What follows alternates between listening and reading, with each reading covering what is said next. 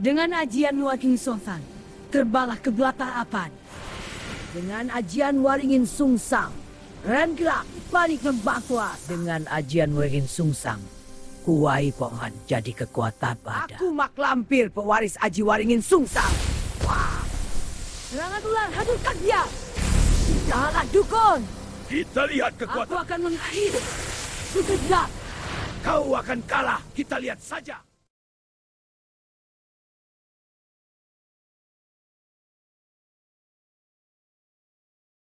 Halo, ini Pitua Sugi. Saya ingin bercerita tentang legenda asal-usul mak lampir sang pemilik ajian Waringin Sungsang. Assalamualaikum warahmatullahi wabarakatuh. Di sebuah desa tua, lahirlah bayi di bawah pohon waringin terbalik, pertanda takdir yang tak bisa dihindari. Dari darahnya mengalir ajian kuno, kekuatan yang bisa menyeimbangkan dunia atau menghancurkannya. Inilah kisah mak lampir, sang penjaga terbalik, legenda yang menunggu generasi berani menghadapi nasibnya. Langit di atas desa Tanjung Arga berubah warna menjelang senja. Bukan jingga keemasan seperti biasanya, melainkan merah menyala bagai bara yang disiram angin gaib. Awan berputar membentuk pusaran besar di atas hutan purba yang mengelilingi desa. Sementara dedaunan bergetar tanpa disentuh tangan manusia. Angin bertiup berlawanan arah, bergesing seperti bisikan ribuan suara yang tak terlihat. Para tetua desa saling berpandangan dengan wajah pucat. Mereka tahu, tanda-tanda seperti itu tidak pernah datang tanpa sebab. Di malam ketika ayam belum sempat berkokok dan anjing-anjing melolong panjang ke arah hutan, seorang bayi perempuan lahir di tengah keganjilan alam yang seolah menahan napasnya sendiri. Namun kelahiran itu tak disaksikan bidan desa ataupun keluarga yang bersuka cita. Bayi itu justru ditemukan menjelang fajar, terbaring di bawah pohon waringin tua di pinggir hutan.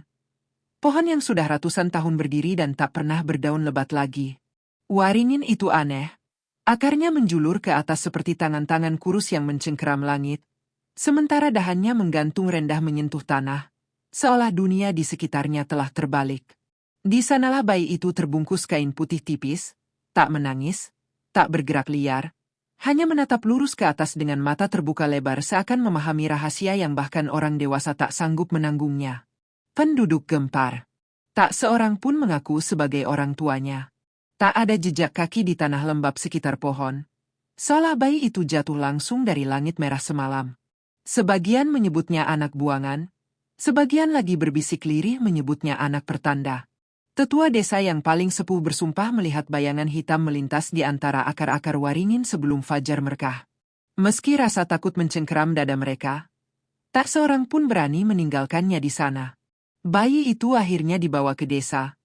Tetapi sejak saat itu, tak ada yang benar-benar merasa tenang. Hari-hari berlalu, dan keganjilan mulai menampakkan wujudnya. Bayi itu jarang menangis.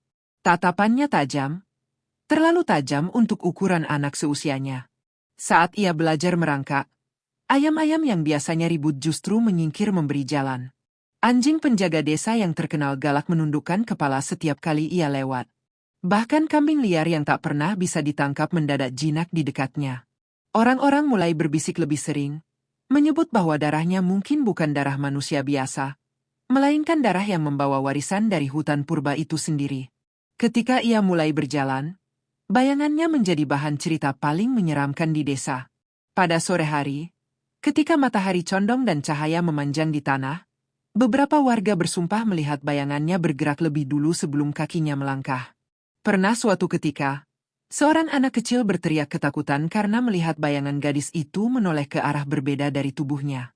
Orang dewasa mencoba menenangkan diri dengan alasan cahaya dan ilusi, tetapi hati mereka tahu ada sesuatu yang tak dapat dijelaskan dengan akal sehat. Sejak itu, setiap kali ia melintas, percakapan terhenti dan udara terasa lebih berat. Malam-malam di desa Tanjung Arga tak lagi sama. Angin sering kembali berputar tanpa sebab, dan daun-daun waringin tua bergetar meski tak disentuh badai. Gadis kecil itu tumbuh dalam tatapan curiga dan doa-doa yang dipanjatkan diam-diam agar pertanda buruk tak menjadi nyata. Namun jauh di dalam hutan, pohon waringin terbalik itu tetap berdiri bisu. Akarnya mencakar langit seakan menunggu waktu yang tepat. Dan tak seorang pun menyadari bahwa kelahiran bayi di bawah akarnya bukanlah akhir dari pertanda, Melainkan awal dari legenda yang kelak dikenal dengan satu nama yang menggema dalam bisikan malam, Mak Lampir. Tahun-tahun berlalu seperti kabut tipis yang tak pernah benar-benar hilang dari desa Tanjung Arga. Bayi yang dahulu ditemukan di bawah waringin terbalik itu kini tumbuh menjadi gadis berwajah pucat dengan sorot mata yang sulit ditebak. Namanya diberikan oleh kepala desa, Sari. Namun tak ada yang benar-benar memanggilnya dengan kehangatan. Di balik punggungnya, orang-orang tetap berbisik, menyebutnya anak waringin, anak pertanda, atau yang lebih kejam, pembawa sial. Sejak kecil, Sari tidak pernah bermain lama dengan anak-anak lain. Setiap kali ia tertawa terlalu keras, langit seolah mendung mendadak. Pernah suatu sore ia berselisih dengan seorang bocah lelaki yang mengejek asal-usulnya. Saat emosinya memuncak, angin tiba-tiba berputar kencang, membuat debu dan daun kering menari liar di antara rumah-rumah panggung. Bocah itu terjatuh dan demam 3 hari lamanya. Sejak saat itu, tak ada lagi yang berani menatapnya lama-lama. Musim kemarau datang lebih panjang dari biasanya ketika Sari beranjak remaja. Sawah-sawah mengering, tanah retak seperti kulit tua yang tak tersentuh air. Sumur utama desa menyusut hingga tinggal lumpur di dasar. Beberapa warga mulai menghitung hari sejak kemarau itu datang, dan hitungan mereka berhenti tepat pada hari ulang tahun Sari yang ke-14. Kebetulan, kata sebagian orang. Pertanda, kata sebagian lainnya. Suatu malam, tetua desa yang paling sepuh meminta Sari datang ke rumahnya. Di dalam ruangan yang hanya diterangi pelita minyak, lelaki renta itu membuka lembaran daun lontar tua yang diwariskan turun-temurun. Di sana tertulis tentang ajian kuno bernama Waringin Sungsang, ilmu yang lahir dari akar yang menjulur ke langit dan cabang yang mencium tanah. Ilmu itu bukan sekadar kekuatan, melainkan penjaga keseimbangan. Namun setiap penjaga selalu lahir dengan kutukan, hidupnya tak akan pernah benar-benar menjadi miliknya sendiri. Tetua itu menatap Sari lama sekali sebelum berbicara pelan, darahmu membawa warisan itu. Kau bukan sumber bencana. Kau penahannya. Tapi bila hatimu retak oleh kebencian, maka alam akan retak bersamamu. Kata-kata itu tak terdengar seperti ancaman, melainkan peringatan yang lahir dari ketakutan. Sari pulang malam itu dengan langkah lebih berat daripada sebelumnya. Keesokan harinya, desas-desus justru menyebar lebih cepat daripada angin. Entah siapa yang membocorkan pembicaraan itu, warga semakin yakin bahwa Sari adalah pusat dari segala keganjilan. Ketika seekor kerbau mati mendadak di ladang dan seorang ibu jatuh sakit tanpa sebab jelas, nama Sari kembali disebut. Rumahnya mulai dilempari tatapan tajam. Doa-doa yang dipanjatkan di surau kecil desa tak lagi memohon hujan, melainkan perlindungan dari dirinya. Di tengah tuduhan yang menyesakan, Sari mulai merasakan sesuatu berubah dalam tubuhnya. Saat ia menahan tangis di tepi sungai yang mengering, air yang tersisa bergetar seperti disentuh getaran tak kasat mata. Ketika ia mencoba menenangkan pikirannya, angin mereda perlahan. Ada hubungan tak terlihat antara denyut nadinya dan napas alam di sekitarnya. Ia tak pernah meminta kekuatan itu, tetapi kekuatan itu tumbuh seperti akar, diam-diam dan tak terhindarkan. Suatu sore, seorang anak kecil tersesat di pinggir hutan purba. Warga panik mencarinya hingga malam turun. Tanpa berkata apa-apa, Sari melangkah sendirian menuju batas pepohonan tua. Bayangan yang dahulu bergerak mendahului tubuhnya kini tampak menyatu dengan kegelapan. Tak lama kemudian, ia kembali sambil menggandeng si anak yang menangis ketakutan. Tak ada yang tahu bagaimana ia menemukannya di antara rimbun yang bahkan pemburu enggan masuki.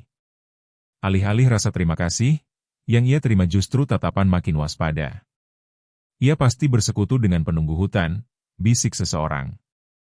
Tak mungkin manusia biasa berani masuk ke sana. Ketakutan selalu lebih nyaring daripada rasa syukur. Dan perlahan, dinding tak kasat mata mulai berdiri di antara Sari dan seluruh desa. Malam itu, Sari berdiri jauh di ujung pematang sawah yang retak, menatap waringin terbalik di kejauhan. Akar-akar yang mencakar langit tampak seperti panggilan yang tak pernah berhenti menggema di dalam darahnya. Ia mulai memahami satu hal, kutukan itu bukan tentang menjadi jahat atau baik. Kutukan itu adalah tentang kesepian, tentang menjadi jembatan antara manusia dan sesuatu yang lebih tua dari waktu. Dan di dalam hatinya yang mulai diliputi luka, benih pilihan perlahan tumbuh. Apakah ia akan tetap menahan retaknya dunia, atau membiarkannya terbalik seperti waringin yang melahirkannya? Desa Tanjung Arga akhirnya memilih ketakutan sebagai pemimpin mereka. Kemarau yang tak kunjung patah, penyakit yang menjalar pelan, serta kematian ternak yang datang tanpa jejak. Semua bermuara pada satu nama yang terus disebut dalam bisik-bisik malam. Sari. Pada suatu rapat di Balai Bambu, para tetua dan warga duduk melingkar dengan wajah tegang. Tak ada yang berani menatap rumah gadis itu yang berdiri di ujung desa. Keputusan diambil bukan dengan teriakan, melainkan dengan diam yang berat. Sari harus pergi. Demi keselamatan bersama, katanya. Pagi pengusiran itu terasa lebih dingin dari biasanya. Kabut turun rendah seperti ingin menyembunyikan rasa malu desa. Tak ada sentuhan kasar, namun jarak yang mereka ciptakan jauh lebih menyakitkan daripada dorongan tangan. Ibu-ibu menggenggam anaknya erat ketika Sari melangkah melewati jalan tanah yang retak. Lelaki-lelaki memalingkan wajah, seolah tak pernah menerima pertolongannya dulu. Tak satu pun suara memanggil namanya. Hanya bunyi dedaunan kering yang terinjak dan napas angin yang berputar pelan. Sari tidak menangis. Ia hanya menatap sekali ke arah waringin terbalik di batas hutan. Seakan pohon itu telah menunggunya sejak ia lahir. Langkahnya memasuki wilayah yang selama ini disebut hutan larangan. Tempat pemburu paling berani pun tak mau bermalam. Pepohonan di sana tinggi menjulang seperti tiang-tiang penyangga langit. Akar-akar menjalar seperti ular tua, dan cahaya matahari sulit menembus rimbunnya dedaunan. Namun anehnya, ketika Sari melangkah masuk, burung-burung tak beterbangan panik. Mereka justru diam, memperhatikannya seperti menyambut seseorang yang pulang. Semakin dalam ia melangkah, semakin jelas bisikan yang dulu hanya terasa samar di dalam darahnya. Suara itu bukan dari telinga, melainkan dari ruang sunyi di antara detak jantungnya. Ia mengikuti arah suara itu hingga tiba di sebuah lapangan kecil yang tersembunyi, tepat di hadapan waringin raksasa yang akarnya benar-benar menjulang ke atas, membentuk lengkung seperti mahkota terbalik. Udara di sekitarnya terasa lebih berat, namun juga lebih jujur, seolah tak ada kepura-puraan yang bisa hidup di sana. Dari balik bayang-bayang akar yang menggantung, muncullah sosok tinggi berjubah gelap. Wajahnya tak jelas namun matanya menyala kehijauan. Ia bukan manusia, bukan pula sepenuhnya bayangan. Suaranya bergema seperti dedaunan yang saling bergesekan. Akhirnya kau kembali, katanya, bukan sebagai pertanyaan, melainkan pengakuan. Sari tak mundur. Untuk pertama kalinya, ia tak merasa asing. Sosok itu memperkenalkan dirinya sebagai penumbuh akar, penjaga ajian waringin sungsang yang diwariskan melalui darah, bukan pilihan. Ia menjelaskan bahwa keseimbangan alam di sekitar desa telah lama rapuh. Manusia menebang tanpa menanam, mengambil tanpa memberi. Sari dilahirkan bukan untuk membawa bencana, melainkan menjadi penyeimbang ketika timbangan mulai miring. Namun keseimbangan selalu menuntut harga. Tak ada kekuatan tanpa kehilangan. Ada dua jalan, ujar penumbuh akar, dan akar-akar di atasnya bergetar perlahan. Kau bisa kembali sebagai manusia biasa. Aku akan menghapus ingatanmu, memutus hubunganmu dengan ajian ini. Kau akan hidup sederhana, menua seperti yang lain, dan dilupakan. Angin berhenti berdesir seakan menunggu jawabannya. Atau kau menerima warisan ini sepenuhnya. Kau akan memahami bahasa tanah dan langit. Namun wajahmu akan memikul usia yang tak sejalan dengan waktumu. Kau akan ditakuti, mungkin dibenci, dan kesepian akan menjadi bayangan setiamu. Sari memejamkan mata. Ia membayangkan kembali desa yang menutup pintu untuknya, tatapan curiga, dan rasa sepi yang sudah lebih dulu tumbuh bahkan sebelum ia diusir. Ia menyadari bahwa pilihan pertama bukanlah kebebasan, melainkan pelarian. Darah di nadinya berdenyut semakin kuat, selaras dengan getaran akar yang menjulang ke langit. Ia tak ingin menjadi badai, namun ia juga tak ingin terus-menerus menjadi alasan bagi ketakutan orang lain. Aku tidak ingin membalas, katanya pelan namun tegas. Aku hanya ingin berhenti lari dari apa yang sudah tertanam dalam diriku. Saat kalimat itu selesai terucap, tanah di sekitarnya bergetar halus. Akar-akar yang terbalik perlahan memancarkan cahaya samar, membungkus tubuhnya seperti anyaman hidup. Rambutnya terangkat oleh angin yang berputar, dan untuk sesaat, bayangannya berdiri tegak lebih dulu sebelum tubuhnya mengikuti. Ketika cahaya itu meredup, Hutan terasa berbeda. Udara lebih dalam, lebih tajam. Di wajah Sari terlukis perubahan halus, garis-garis tipis yang tak seharusnya dimiliki gadis seusianya mulai tampak samar, seperti jejak waktu yang dipercepat. Di matanya menyala kilau kehijauan yang sama dengan penunggu akar. Ia belum sepenuhnya berubah, namun tak lagi sepenuhnya manusia biasa. Di tengah hutan larangan, takdirnya telah dipilih. Dan jauh di desa Tanjung Arga, malam itu angin berhenti berputar untuk pertama kalinya sejak kemarau panjang. Namun kedamaian yang turun bukanlah akhir dari kisah, melainkan jeda sebelum gelombang yang lebih besar datang. Karena ketika seorang penjaga menerima warisannya, dunia di sekitarnya akan segera diuji. Apakah ia mampu menjaga keseimbangan, atau justru membalikkan segalanya seperti Waringin yang menjadi sumber kekuatannya? Hujan gerimis yang pernah Sari panggil dari langit membawa kehidupan kembali ke desa Tanjung Arga, namun tidak membawa perubahan pada hati manusia. Padi mulai menghijau, sumur perlahan terisi, dan udara tak lagi sekeras kemarau lalu. Tetapi setiap kali angin berdesir dari arah hutan larangan, warga masih menutup pintu lebih cepat. Mereka menikmati hasil keseimbangan tanpa pernah menyebut siapa yang menahannya agar tidak runtuh. Di antara mereka, ada satu hati yang tak pernah benar-benar ikut dalam bisikan kebencian. Namanya Rangga, pemuda yang sejak kecil diam-diam memperhatikan Sari dari kejauhan. Ia pernah melihat bagaimana ayam-ayam jinak di sekitarnya, bagaimana ia mengembalikan anak yang tersesat tanpa meminta imbalan. Namun ketakutan membuatnya diam saat pengusiran terjadi. Dan diamnya itulah yang kini menghantui nuraninya. Suatu senja yang menggantung kelabu, Rangga memberanikan diri melangkah ke hutan larangan.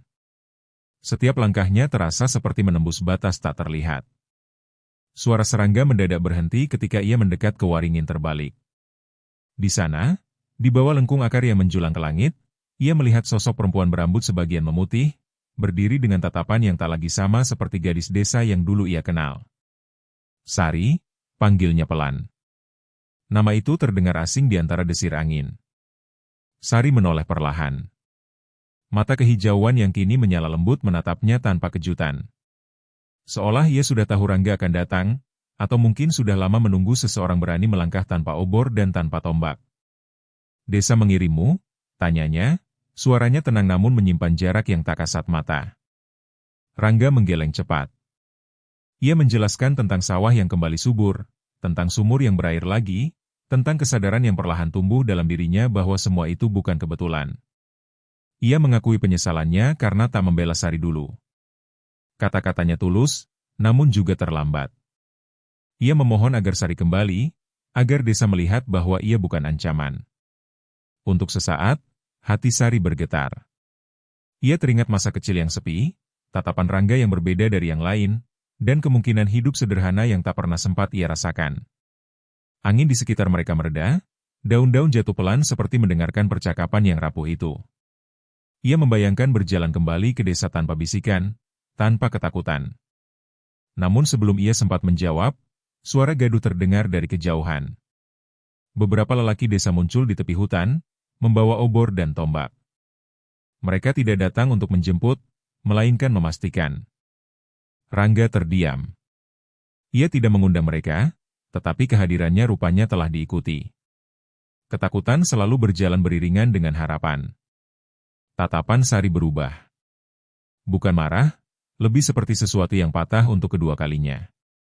Ia memahami kini bahwa cinta yang datang bukan berdiri sendiri, ia dibayangi keraguan dan kebutuhan. Desa tak memanggilnya sebagai anak yang dirindukan, melainkan sebagai kekuatan yang ingin dikendalikan.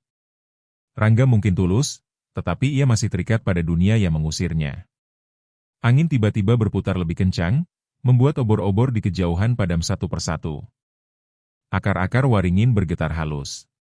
Rangga melangkah mundur, menyadari jurang yang kini memisahkan mereka bukan sekadar jarak, melainkan takdir. Aku tidak akan membalas, ucap Sari pelan, suaranya terdengar lebih tua dari wajahnya. Tapi aku juga tidak akan kembali untuk dipanggil hanya saat kalian membutuhkan. Malam itu, Rangga kembali ke desa dengan dada penuh penyesalan, sementara para lelaki bersumpah melihat bayangan perempuan tertawa lirih di antara akar yang terbalik. Sejak saat itu, nama Mak Lampir semakin sering disebut, bukan lagi sebagai desas-desus, melainkan sebagai sosok yang benar-benar ada. Dan di bawah waringin yang mencakar langit, Sari berdiri sendirian, menyadari bahwa luka hati adalah harga paling mahal dari ajian yang ia pilih untuk jaga. Sejak malam ketika obor-obor padam oleh pusaran angin yang tak terlihat, Desa Tanjung Arga tak lagi merasa benar-benar aman. Tidak ada serangan, tidak ada kilat yang menyambar rumah, tidak pula penyakit mendadak yang merenggut nyawa. Justru itulah yang membuat mereka gelisah. Kesunyian yang terlalu rapi. Langit bersih, sawah subur, sungai mengalir tenang. Namun setiap malam, suara akar bergesekan terdengar samar dari arah hutan, seperti napas panjang yang ditahan terlalu lama. Di bawah waringin terbalik, Sari berdiri dalam diam yang semakin dalam. Ia telah memilih untuk tidak membalas. Ia telah menahan badai di dadanya berulang kali. Namun luka yang terus disentuh oleh kecurigaan mulai berubah menjadi sesuatu yang lebih berat dari sekadar kesedihan. Ia menyadari satu hal pahit. Menjaga keseimbangan bagi mereka yang tak pernah mau memahami adalah pertempuran tanpa akhir. Suatu pagi, beberapa lelaki desa nekat memasuki hutan. Mereka membawa kapak dan niat yang dibungkus dalih keberanian. Jika sumbernya pohon itu, kita tebang saja, kata salah satu dari mereka. Ketakutan sering menyamar sebagai solusi. Mereka percaya bahwa dengan menghancurkan waringin terbalik, semua keganjilan akan ikut tumbang. Saat mata kapak pertama menyentuh akar yang menjulang ke langit, suara dentingnya tidak seperti kayu biasa. Ia menggema, dalam dan panjang, seperti lonceng raksasa dipukul di dasar bumi. Sari yang sedang duduk bersila merasakan getaran itu menjalar dari tanah ke tulangnya. Matanya terbuka perlahan, dan untuk pertama kalinya sejak menerima ajian, kemarahan tak lagi bisa sepenuhnya ia redam. Langit di atas desa berubah tanpa aba-aba. Bukan merah seperti malam kelahirannya, melainkan kelabu pekat yang bergerak berlawanan arah. Angin bertiup memutar, bukan mengitari desa, melainkan berpusat tepat di atas waringin. Lelaki-lelaki yang mengangkat kapak terhuyung ketika tanah di bawah kaki mereka terasa miring, seolah dunia kehilangan arah. Sari melangkah maju, dan bayangannya menjulur panjang mendahului tubuhnya. Akar-akar yang tadi diam kini bergerak seperti ular raksasa, melilit kapak-kapak dan melemparkannya jauh ke semak. Sungai yang mengalir tenang mendadak beriak deras, namun bukan menuju hilir, melainkan berbalik arah. Air mengalir mundur, menabrak arusnya sendiri, seakan waktu sedang dipaksa memutar balik. Di desa, rumah-rumah panggung berderak keras. Beberapa atap miring, tiang-tiang kayu seperti tertarik ke satu sisi. Bukan runtuh, tetapi cukup untuk membuat siapapun sadar bahwa sesuatu yang lebih besar dari ketakutan mereka sedang menunjukkan diri. Anak-anak menangis, orang-orang berlari ke lapangan terbuka, menyebut nama yang kini tak lagi sekadar bisikan, Mak Lampir. Namun di tengah amukan itu, Sari tidak tertawa. Wajahnya tegang, matanya menyala kehijauan terang.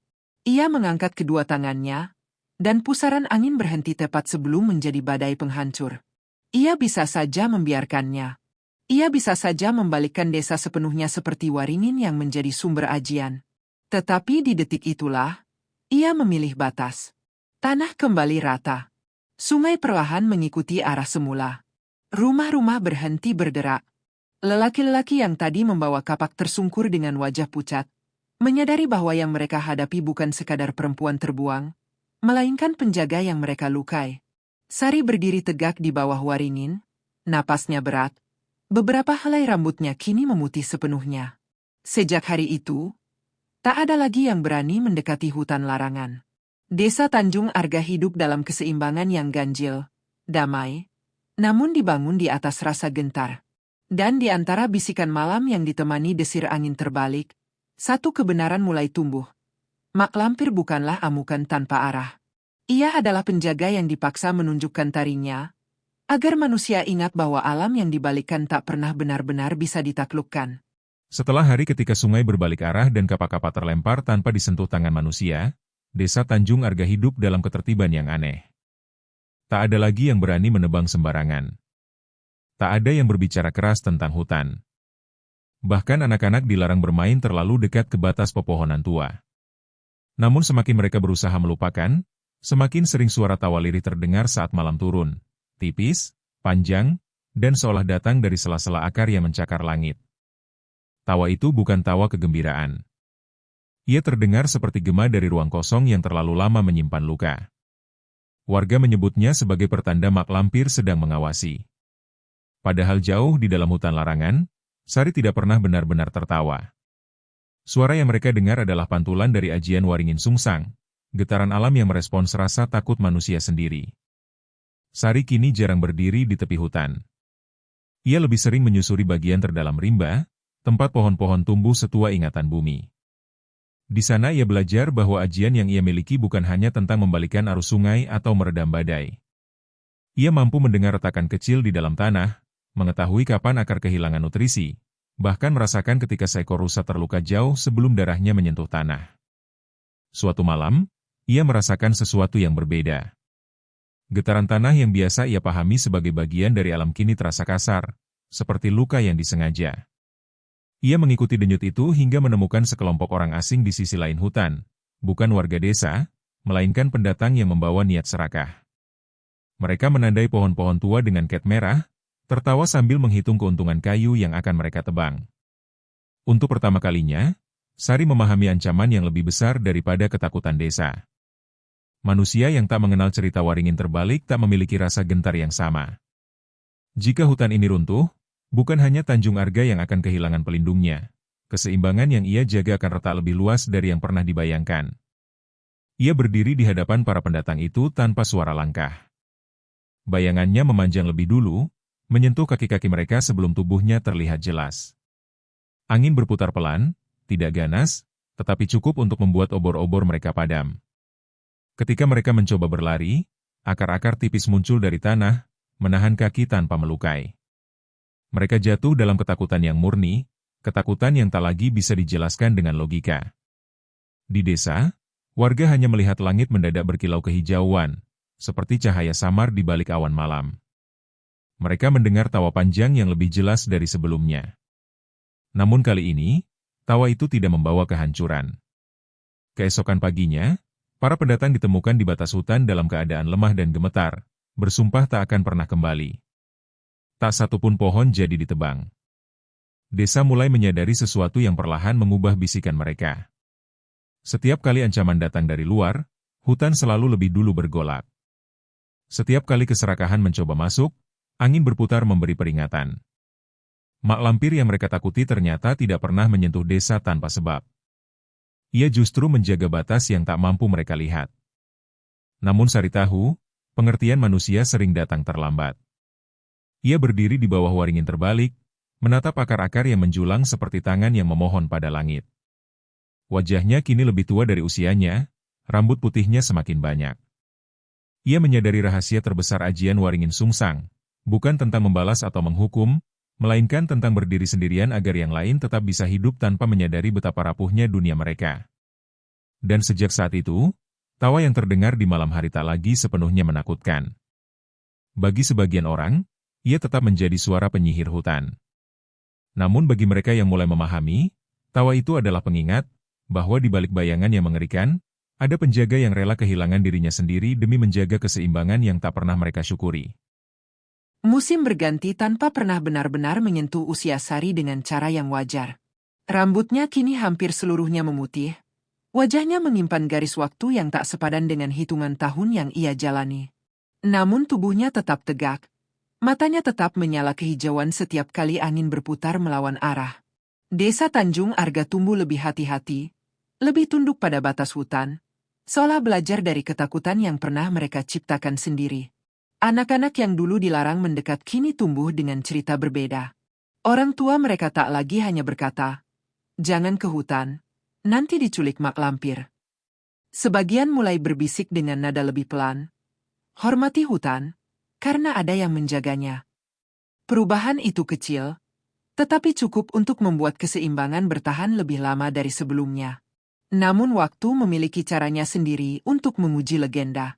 Suatu tahun, kemarau kembali datang, lebih panjang dan lebih kejam dari yang pernah tercatat dalam ingatan tetua desa. Awan seolah menghilang dari langit. Sungai menyusut hingga batu-batu dasarnya terlihat seperti tulang rusuk bumi. Warga mulai cemas, tetapi kali ini mereka tidak menunjuk hutan. Mereka menunjuk diri sendiri, Ladang yang diperluas terlalu jauh, pohon yang ditebang meski sudah diperingatkan. Di bawah waringin terbalik, Sari merasakan kelemahan yang belum pernah ia alami sebelumnya. Ajian waringin sungsang masih berdenyut dalam nadinya, tetapi setiap denyut terasa lebih berat. Ia menyadari bahwa keseimbangan bukan hanya soal kekuatan, melainkan juga soal waktu. Setiap penjaga memiliki batas, dan mungkin batasnya semakin dekat.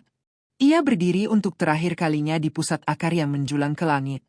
Angin berkumpul di sekelilingnya, bukan sebagai badai, melainkan sebagai lingkaran pelindung. Ia memejamkan mata dan memanggil hujan seperti dulu, bukan dengan kemarahan, bukan pula dengan luka, tetapi dengan penerimaan. Awan perlahan menebal. Petir berkilat jauh di cakrawala, diikuti gemuruh yang menggetarkan dada. Hujan turun deras, membasahi desa dan hutan tanpa pilih kasih. Tanah retak kembali lunak, sungai terisi, dan sawah yang hampir mati menemukan napasnya kembali. Warga bersujud dalam syukur, sebagian dengan air mata yang bercampur hujan. Mereka tahu, tanpa perlu melihat, siapa yang telah memanggil air dari langit. Namun ketika hujan reda dan kabut tipis menyelimuti batas hutan, sesuatu terasa berbeda. Tak ada lagi cahaya kehijauan yang berpendar di antara pepohonan. Tak ada bayangan yang bergerak mendahului tubuh. Waringin terbalik berdiri diam, akarnya tetap mencakar langit, tetapi getarannya sunyi, seperti jantung yang akhirnya beristirahat. Beberapa orang bersumpah melihat sosok perempuan tua berjalan masuk lebih dalam ke hutan saat hujan terakhir turun. Tubuhnya perlahan menyatu dengan akar dan tanah. Yang lain percaya ia berubah menjadi bagian dari waringin itu sendiri, menjadi napas yang tak terlihat tetapi selalu ada. Tak ada makam, tak ada tanda perpisahan, hanya keheningan yang terasa penuh. Tahun-tahun berlalu. Desa Tanjung Arga berkembang tanpa lagi menantang batas hutan. Setiap kali angin berputar aneh atau daun-daun bergesekan tanpa sebab, orang-orang akan saling berpandangan dan tersenyum tipis.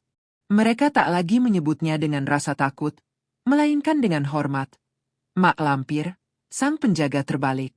Dan legenda itu tak pernah benar-benar mati. Ia hidup dalam cerita yang dibisikkan sebelum tidur, dalam akar-akar pohon tua yang menolak tumbang, dan dalam angin yang sesekali berputar melawan arah seolah mengingatkan manusia bahwa keseimbangan adalah janji yang harus dijaga. Karena selama waringin terbalik itu masih berdiri, selama hutan masih bernapas, nama Mak Lampir akan tetap bergema, bukan sebagai teror, melainkan sebagai peringatan abadi bahwa alam selalu memiliki penjaganya. Bertahun-tahun setelah hujan terakhir yang memanggil namanya turun dari langit, desa Tanjung Arga berubah menjadi tempat yang lebih bijak dalam diam. Sawah-sawah tetap menghijau, sungai mengalir tanpa pernah lagi berbalik arah, dan hutan larangan kini disebut dengan nama baru, hutan penjaga. Tak ada lagi yang berani menebang sembarangan. Namun setiap kali angin berputar melingkar tanpa sebab, orang-orang tua akan menghentikan percakapan mereka, menunduk pelan, seolah memberi salam pada sesuatu yang tak kasat mata. Waringin terbalik itu masih berdiri kokoh di batas hutan. Akarnya tetap menjulang ke langit seperti tangan yang menahan dunia agar tak tergelincir dari porosnya. Anak-anak yang lahir jauh setelah kisah Mak Lampir menjadi legenda sering datang ke tepi hutan dengan rasa ingin tahu. Mereka tidak lagi dipenuhi teror, melainkan rasa hormat yang diwariskan bersama cerita. Orang tua mereka berkata, jika angin berputar dan daun bergetar tanpa disentuh badai, itu berarti penjaga masih mendengar. Namun legenda tidak pernah benar-benar tidur. Pada suatu malam ketika bulan tampak pucat dan terlalu besar, seorang anak kecil tersesat di pinggir hutan. Warga yang mencari hanya menemukan jejak kaki kecil yang berhenti di bawah waringin terbalik. Ketakutan lama kembali menyusup, membangkitkan ingatan yang telah mereka kubur bersama waktu. Saat fajar menyingsing, anak itu ditemukan tertidur pulas di pematang sawah, tubuhnya kering dan tak terluka. Ia mengaku didampingi seorang nenek berambut putih panjang yang tersenyum tanpa suara. Nenek itu bilang, "Jangan takut pada hutan," katanya polos. Warga saling berpandangan, tak ada yang berani menyebut nama itu keras-keras, tetapi semua tahu siapa yang dimaksud. Sejak kejadian itu, beberapa orang mulai melihat bayangan samar di antara pepohonan saat senja. Kadang hanya siluet tipis, kadang hanya kilau kehijauan yang cepat menghilang. Tak ada tawa mengerikan, tak ada amukan angin. Hanya kehadiran yang terasa seperti napas panjang yang menjaga jarak, memastikan batas tetap dihormati. Para tetua desa akhirnya menyadari satu kebenaran yang tak tertulis dalam daun lontar manapun. Ajian Waringin Sungsang tidak pernah benar-benar memilih satu tubuh untuk selamanya. Ia adalah roh keseimbangan yang akan selalu mencari penjaga baru jika dunia kembali melupakan batasnya. Mungkin Sari telah menyatu dengan akar dan tanah, tetapi warisannya tetap berdenyut di dalam nadi hutan. Di malam-malam tertentu, ketika bintang-bintang tampak berputar lebih lambat dari biasanya, akar-akar waringin itu terlihat bergerak sangat halus, seperti jari-jari yang menunggu untuk menggenggam takdir baru. Desa kini hidup dengan kesadaran bahwa keseimbangan bukan hadiah, melainkan tanggung jawab yang harus dirawat setiap hari. Orang-orang tak lagi menyebut Mak Lampir sebagai penyihir atau pembawa malapetaka. Ia telah menjadi simbol batas antara tamak dan cukup, antara takut dan hormat, antara manusia dan alam. Namanya berubah dari bisikan penuh gentar menjadi doa pelan yang dipanjatkan agar hutan tetap teduh dan sungai tetap setia pada jalurnya. Dan jika suatu hari langit kembali memerah seperti bara, angin berputar melawan arah, dan seekor bayi ditemukan di bawah waringin dengan akar mencakar langit, maka desa akan tahu, legenda bukanlah kisah lama yang selesai diceritakan.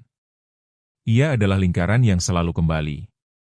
Karena selama manusia masih belajar dan lupa dalam siklus yang sama, selama alam masih diserta oleh keserakahan, selama angin masih mampu berputar terbalik, maka nama Mak Lampir, sang pemilik ajian Waringin Sungsang, akan tetap hidup, tidak sebagai bayangan yang menakutkan, tetapi sebagai akar yang menunggu zaman berikutnya. Tahun-tahun berlalu setelah kisah tentang nenek berambut putih yang mengantar anak tersesat menjadi cerita turun-temurun. Desa Tanjung Arga memasuki masa yang tampak damai, bahkan makmur. Ladang meluas, rumah-rumah bertambah kokoh, dan jalan setapak menuju kota mulai dibuka. Namun kemajuan sering berjalan berdampingan dengan kelupaan. Generasi baru mulai menganggap legenda Mak Lampir sebagai dongeng pengantar tidur, bukan peringatan yang harus dijaga dalam hati. Pada suatu musim panen raya, seorang gadis kecil bernama Laras lahir saat angin sore berputar tak biasa. Ibunya bersumpah mendengar suara daun bergesekan lebih nyaring dari biasanya, meski tak ada badai. Laras tumbuh sebagai anak yang pendiam, dengan mata yang terlalu tenang untuk usianya. Ia sering duduk sendirian memandangi batas hutan, seolah mendengar sesuatu yang tak dapat ditangkap orang lain. Suatu hari, ketika anak-anak lain bermain di pematang, Laras berdiri diam menatap bayangannya sendiri. Seorang temannya berteriak ketakutan karena melihat bayangan Laras bergerak sedikit lebih dulu sebelum ia melangkah. Kejadian itu menyebar cepat, membangkitkan ingatan lama yang hampir dilupakan desa. Orang-orang tua saling bertukar pandang, mengingat malam langit merah dan bayi di bawah waringin. Sementara itu, hutan penjaga mulai menunjukkan tanda-tanda perubahan. Beberapa pohon tua menggugurkan daun bersamaan, bukan karena musim, melainkan seperti memberi ruang. Akar waringin terbalik bergetar lebih sering, meski tak terlihat oleh semua mata. Mereka yang peka merasakan denyut halus di tanah, seperti jantung yang mulai berdetak lebih kuat.